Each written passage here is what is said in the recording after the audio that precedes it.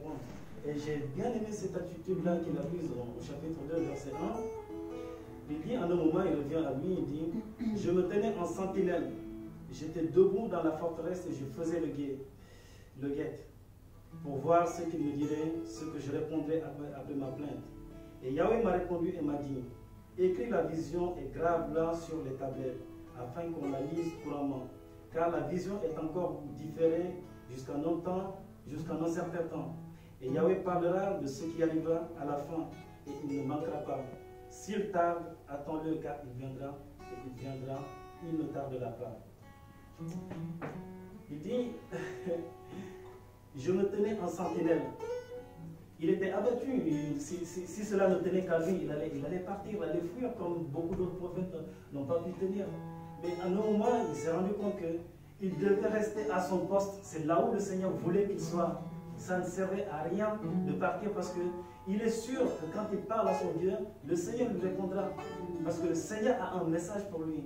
Et il dit, je me tenais en sentinelle et il guettait, il savait que l'Éternel allait lui parler. Il est abattu, le peuple était dans la méchanceté, les méchants prenaient le dessus sur les justes. On faisait des procès contre les justes, ceux qui voulaient persévérer dans le marché avec Yahweh, on mettait des roues sur le route. Mais il dit non, je ne partirai pas, je reste en sentinelle parce que le Seigneur veut que je sois là où je suis. Car l'Éternel me répondra. Et l'Éternel lui a dit, cette vision que tu as, tout ce que je vais te communiquer, écris-le sur la tablette, car ça va s'accomplir. Et il avait dit, notre Seigneur dit, qu'il n'est pas un homme pour mentir, ni un fils d'homme pour se repentir. Tout ce qu'il dit s'accomplit et s'accomplira. Amen. Donc, je vous encourage, vous qui connaissez le Seigneur, si vous avez des pensées de fuir loin du Seigneur, vous vous fatiguez parce qu'il tient le monde dans sa main. Là où il veut que tu sois, c'est là où tu dois être. Ça ne sert à rien. Vraiment, ça ne sert à rien de vraiment combattre en vain, quoi. Soit tu es avec le Seigneur et tu es là où il veut que tu sois, ou tu n'es pas avec lui, tu vas profiter du monde, sachant que le jugement t'attend. Mais si tu veux faire sa volonté, marcher avec lui, sois là où il veut que tu sois. Ça ne sert à rien. Il y en a qui n'ont pas pu supporter ou qui ne veulent pas parce que le Seigneur nous fortifie. Il a dit, hein, il ne permettra pas à ce que nous soyons tentés au-delà de nos forces. Il nous met dans les épreuves, mais il ne nous tente pas. Donc quand nous sommes épuisés, lui-même il nous tire, il nous dit relève-toi. Donc si tu fuis, c'est parce que tu fuis la présence de Dieu, tu fuis la sanctification, que tu prêches, que tu as prêché à certains. Donc tu combats en vain. Tu vas faire comme les Galates qui ont commencé par l'esprit, qui ont terminé par la chair. Le Seigneur te dit, là où tu es, reste là-bas, sois en sentinelle, je vais te communiquer ce que tu dois faire. Amen. Et la deuxième pensée, c'est une parole. Il y a juste 2 ans, ça dure pas, bon, ça n'a pas trop duré parce que j'ai eu un dialogue aussi avec le Seigneur. Moi, personnellement, je ne joue pas avec mon salut. Je sais que je veux être sauvé. Je veux partir avec Jésus. Le frère Chorel nous a rendu visite il y a 2 ans. Et à chaque fois que j'y pense, ça me fait dire qu'on a commencé à parler de Jésus le Père.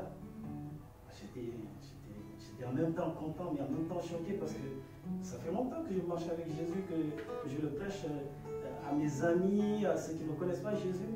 Mais je n'avais pas découvert encore cet aspect de Jésus-là en tant que vraiment Père, quoi.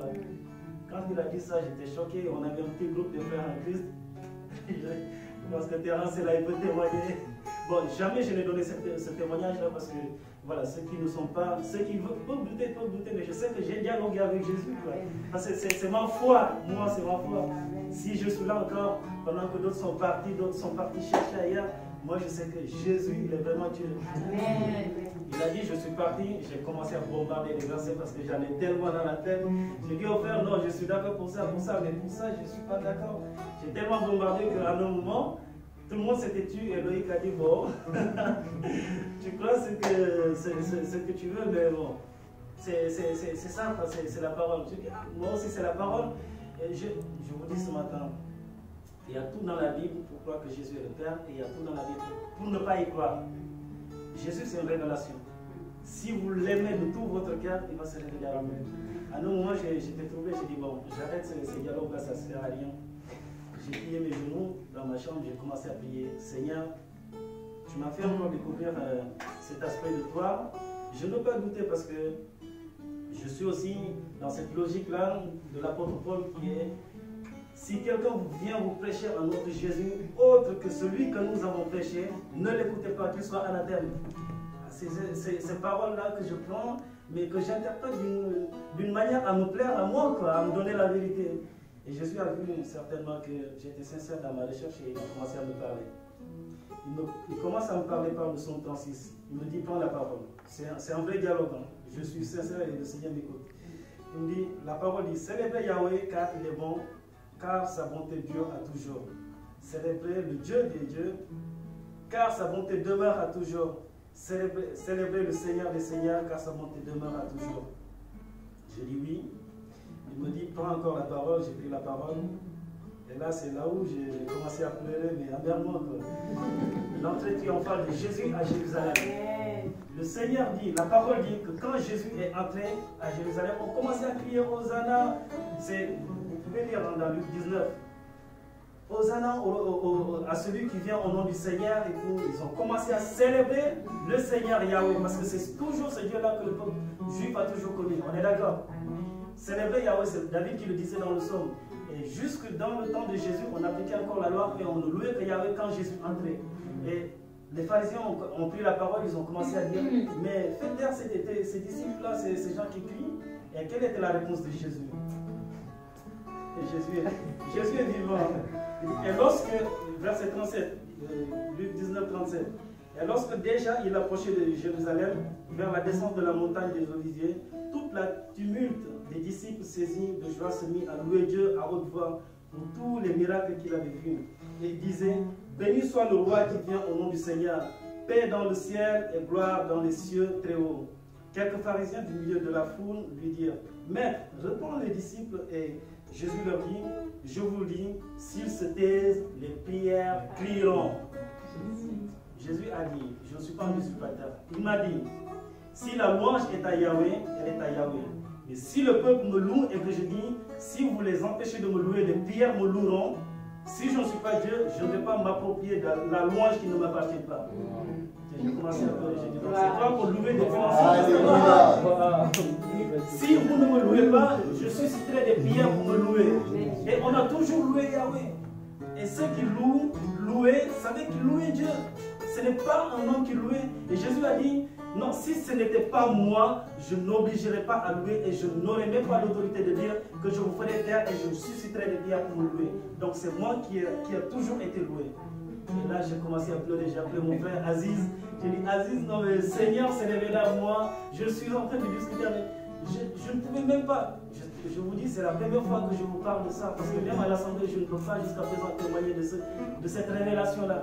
Le Seigneur a vu mon cœur, il sait que je ne veux pas être balbotté par des doctrines, mais je ne veux que Jésus. Amen. Et il me dit, va dans Jean 3,16. J'ai dit, non, je connais. Il me dit, lis. Quand Dieu attend, il me demande qu'il a donné son Fils unique. Il me dit, arrête là. Je me suis arrêté. Il me dit, tu es enfant de Dieu ou tu ne l'es pas? J'ai dit, je suis enfant de Dieu. Il dit, pourquoi la parole dit que Dieu a envoyé son Fils unique? J'ai dit, ah, donc Dieu parle de lui-même, quoi. Il est venu lui-même, quoi. Il s'est envoyé lui-même. Parce que soit que je suis enfant de Dieu et qu'il n'est pas unique, ou il est unique, donc c'est lui-même qui est venu. Alléluia. Ah Jésus, tu es Yahweh, toi tu es Dieu. Dieu attend, il a tellement aimé le monde qu'il a envoyé son Fils unique. Et il nous dit, mes petits enfants. Donc si nous sommes des enfants de Dieu, et lui il est le seul enfant de Dieu. Donc il y a combien de dieux alors qu'il n'y a qu'un seul? Donc c'est Dieu lui-même qui est venu et qui m'appelle et qui m'a toujours appelé mon enfant. Alléluia. Quiconque croit en lui, qui ne se perde pas, mais qui est la vie éternelle. Et Jésus m'a dit, tu sais, il a toujours été écrit à tous les prophètes, répentez-vous et demandez pardon pour vos péchés. Mais moi, je dis, va et ne pêche plus. Celui qui a la puissance de pardonner les péchés, c'est celui à qui on doit présenter nos repentances. Et c'est seulement Dieu. Alléluia. Ce Dieu-là, c'est Jésus. J'ai tellement pleuré ce jour-là, j'ai tellement pleuré jusqu'au moment où je me parle, je n'ai jamais ouvert la bouche pour dire que j'ai eu un tel dialogue avec Jésus. Que Jésus m'a dit que c'était lui, puisque c'est lui qui pardonne les péchés. Il a dit qu'il est le Fils unique de Dieu, alors que moi je suis même un fils de Dieu. Donc c'est lui-même Dieu qui est venu me dire que je suis venu vers toi. Et depuis ce jour-là, j'ai arrêté ce débat. J'ai dit, ça ne sert à rien d'utiliser les versets pour me faire plaisir à moi. Je veux chercher Jésus. Et Jésus a vu l'état de mon cœur et il s'est révélé à moi. Donc si toi tu es là, tu ne connais pas Jésus, Jésus te dit, c'est lui qui pardonne les péchés. Tout qu'on ait des pasteurs, qu'on ait des pères dans la foi, tout cela demande pardon auprès de Jésus. Donc celui que nous devons chercher nous-mêmes, c'est Jésus lui seul. Lui seul. Il tient le monde dans sa main. Qui est Jésus pour toi? Il a parlé à ses disciples. Que disent les gens de moi? Tel dit je suis ça, tel dit non. Et vous, qui dites-vous que je suis? Il a dit tu es le Fils du Dieu très haut. Et Jésus n'a pas dit que ce n'était pas vrai. Il a dit ce n'est pas la chair ni le sang qui t'ont révélé cela, mais mon Père qui est dans les cieux. Amen. Amen. Et non, Jésus n'a jamais dit qu'il était. Jésus n'a pas dit à Pierre, non, c'est pas vrai ce que tu dis. C'est vrai. Jésus est Dieu. Et c'est ce Dieu-là qui te parle aujourd'hui à travers ses paroles. Moi, je l'ai cherché d'un cœur sincère.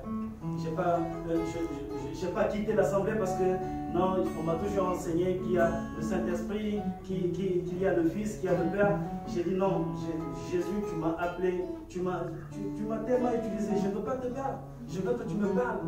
Et il m'a parlé. Il m'a dit que oui, c'est lui. Et depuis ce jour-là, j'ai arrêté. Je te présente mon Jésus si tu crois. Voilà, Dieu, si tu ne crois pas, ça ne change rien. Je resterai l'enfant de Jésus et je continuerai à le servir. Alléluia. Voilà. Si tu es là, tu ne connais pas Jésus, Jésus te parle, il pardonne les péchés, il veut te pardonner, quel que soit ton mal. Et si tu le connais et tu es déjà là, tu planifies de partir parce que tu veux vivre selon ta chair, Jésus te dit aussi, reste à ton poste, c'est là où tu vas être. Reste en sentinelle parce que j'ai des messages à te communiquer. Voilà la parole, ces deux pensées-là que je vais vous présenter. Et que le Seigneur vous bénisse et qu'il vous